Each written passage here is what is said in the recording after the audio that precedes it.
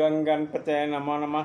श्री वाल्मीकि रामायण बालकांड 19वां सर्ग। विश्वामित्र के मुख से श्री राम को साथ ले जाने की मांग सुनकर राजा दशरथ को दुखित एवं मूर्छित होना।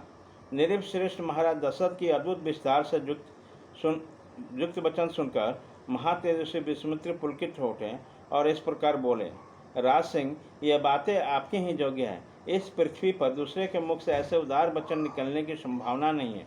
क्यों ना आप महान कुल में उत्पन्न हो और वशिष्ठ जैसे ब्रह्मऋषि आपके उपदेशक हैं।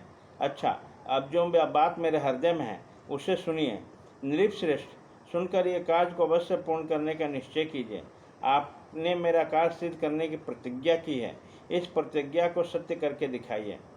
पुरुष प्रवर, मैं सिद्धि के लिए एक नियम का अनुष्ठान करता हूँ। उसमें इच्छानुसार रूप धारण करने वाले 2 राक्षस विघ्न डाल रहे हैं। मेरे इस नियम का अधिकांश कार्य पूर्ण हो चुका है। अब इसकी समाप्ति के समय 2 राक्षस आ धमके हैं। उनका नाम है मारीच और सुबाहु। वे दोनों बलवान और सुशिक्षित हैं। उन्होंने मेरी यज्ञ वेदी पर रक्त और मांस की वर्षा कर दी है। इस प्रकार समाप्त प्राय नियम में विघ्न पड़ जाने के कारण मेरा परिश्रम व्यर्थ गया और मैं उत्साहहीन होकर उस स्थान से चला आया हूँ। पृथ्वीराज, इनके ऊपर अपने क्रोध का प्रयोग करूं, उन्हें शाप दूं, ऐसा विचार मेरे मन में नहीं आता है, क्योंकि यह नियम ऐसा है जिसको आरंभ कर देने पर किसी को शाप नहीं दिया जाता। अतः नृप श्रेष्ठ, आप अपने काक पक्षधारी सत्य पराक्रमी शूरवीर ज्येष्ठ पुत्र श्री राम को मुझे दे दें। वे मुझसे सुरक्षित रहकर अपने दिव्य तेज से उन विघ्नकारी राक्षसों को नाश करने में समर्थ हैं। मैं इनसे अनेक प्रकार का श्रेय प्रदान करूँगा, इनमें संचय नहीं है। इन श्रेय पाकर ये तीनों लोकों में विख्यात होंगे।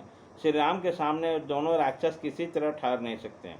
इन रघुनंदन के सिवा दूसरा कोई पुरुष उन राक्षसों को मारने का साहस नहीं कर सकता। नृप श्रेष्ठ, अपने बल का घमंड रखने वाले वे दोनों पापी निशाचर कालपाश का अधीन हो गए, अतः महात्मा श्री राम के सामने टिक नहीं सकते। भोपाल, आप पुत्र विषय के स्नेह को सामने न लाइए। मैं आपसे प्रतिज्ञापूर्वक कहता हूँ कि उन दोनों राक्षसों को इनके हाथ से मरा हुआ समझिए।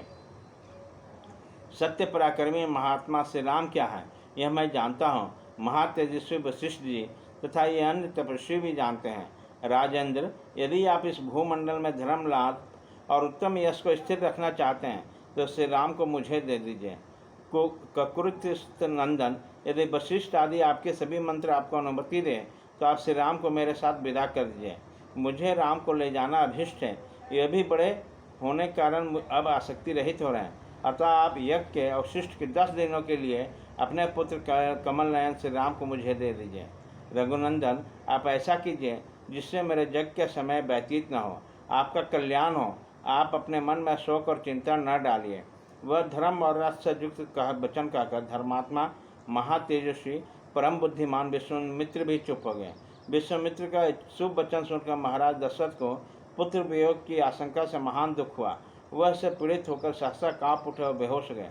थोड़ी देर बाद जब उन्हें होश आया तब भयभीत होकर विषाद करने लगे। विश्वामित्र मुनि का वचन राजा के हृदय और मन को विदीर्ण करने वाला था। उसे सुनकर मन में बड़ी व्यथा हुई। वहाँ महामनस्वी महाराज अपने आसन से विचलित हो मूर्छित हो गए।